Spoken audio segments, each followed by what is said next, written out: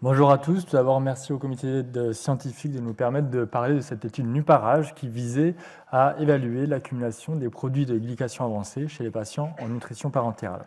Et avant tout, je tiens à souligner donc, le travail et l'implication notamment de Candice Tétard, d'Emmanuel Dugelet et de Camille Allary dans ce travail. Je suis un porte-parole. Alors, on n'a aucun lien d'intérêt.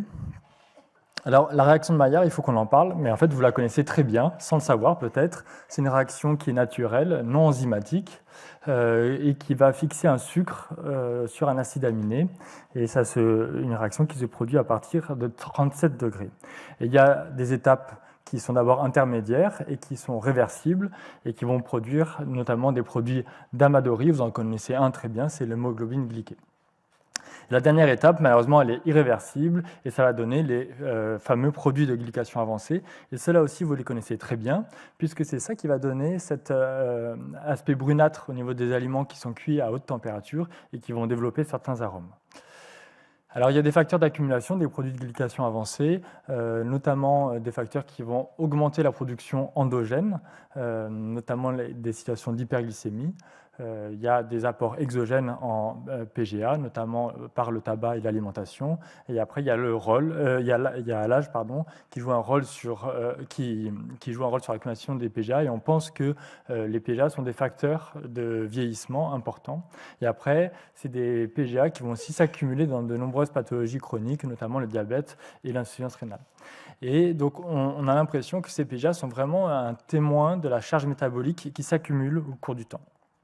Le problème, c'est que ces PGA, ils se déposent au niveau des organes, notamment au niveau du cœur et des artères. Et ils vont participer à un processus de stress oxydatif et d'inflammation. Et dans plusieurs études, on montre qu'il y a une association entre le taux de PGA et les complications, notamment vasculaires. Alors, l'hypothèse de départ, c'était de se dire, les patients qui sont en nutrition parentérale, ils sont perfusés sur le long terme avec des apports glycémiques importants, par voie parentéro, et donc probablement ils peuvent avoir une situation où ils vont accumuler plus de PGA que dans la population générale. Alors on a commencé cette histoire avec une cohorte adulte, c'était une étude transversale, monocentrique à Bordeaux, avec 52 adultes qui étaient en nutrition parentérale, et je vous la fais courte, mais sur ces 52 patients, il y en avait à peu près la moitié qui avaient un taux de PGA élevé, et ce qui était assez intéressant, c'est qu'on a vu qu'il y avait une association entre la composition en glycémie, en glucides, en lipides et en protides dans la nutrition parentérale, et tous ces apports étaient augmentés chez les patients qui avaient des PGA augmentés. Mais il y avait un écueil dans cette série, c'était que c'est vrai que c'est des patients qui sont bien différents des nôtres et qui ont un terrain cardiovasculaire qui souvent est déjà là préalablement avant le début de la mise en place de la nutrition parentérale. Donc, pour s'affranchir de ce biais, on a réalisé cette cohorte dans une population pédiatrique. Donc, c'était une étude transversale, encore une fois, bicentrique, CHU de Bordeaux et l'hôpital Robert Debré. Les critères d'inclusion, c'était des patients qui étaient pédiatriques, donc moins de 18 ans, en nutrition parentérale, avec une nutrition qui était une composition qui était stable, sans complications récentes. Et donc on a mesuré les PGA cutanés avec une machine, donc c'est tout simple, on pose son bras, ça mesure les PGA cutanés par autofluorescence, on fait la moyenne de 3 mesures et on les compare à des ABAC qui sont faits en fonction de l'âge. Donc on avait 32 patients inclus, c'était un âge médian de 5 ans, la moitié à peu près de sexe féminin, la moitié avait un syndrome de Grelle-Cour, les autres c'était pour un quart une POAC ou une maladie de Hirschsprung, les autres c'était une entéropathie congénitale, ils avaient une nutrition parentale depuis à peu près un peu plus de 3 ans et globalement ils étaient tous perfusés 7 jours sur 7. Et sur ces 32 patients, il y en avait quasiment 90%, 27 patients qui avaient des taux de PGA augmentés.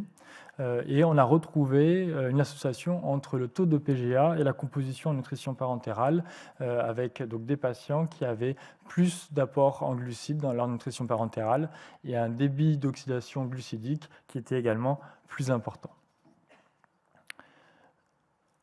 Alors, bon, donc c'est le début d'une histoire on essaie de poursuivre. Donc c'est une étude effectivement pilote qui était de faible effectif. Entre-temps, on a 30 patients pédiatriques en plus inclus. Il faut qu'on analyse un peu les valeurs. Voilà. Et en parallèle, on met en place une cohorte prospective sur une cohorte pédiatrique et adulte pour voir l'accumulation des PGA, leur évolution dans la première année de mise en place de la nutrition parentale. Mais c'est vrai qu'on a deux cohortes bien différentes, adultes pédiatriques, qui vont dans le même sens et qui retrouvent des taux de PGA augmentés dans cette population en nutrition parentale prolongée, et notamment en lien avec la composition en apport glucidique. Alors, il y a plusieurs questions qui restent encore à explorer, notamment déjà, est-ce qu'en fait, il n'y a pas des PGA qui sont déjà produits dans la poche et qu'on perfuse aux patients? Est-ce que ces PGA vont diminuer après un sevrage en nutrition parentale? Et ça va être une question qui va tout particulièrement nous concerner, nous, pédiatres. Et après, notamment pour les adultes, la question qui se pose, c'est est-ce qu'il ne faut pas qu'ils adaptent leur suivi, notamment au niveau du risque cardiovasculaire dans cette population? Je vous remercie pour votre attention.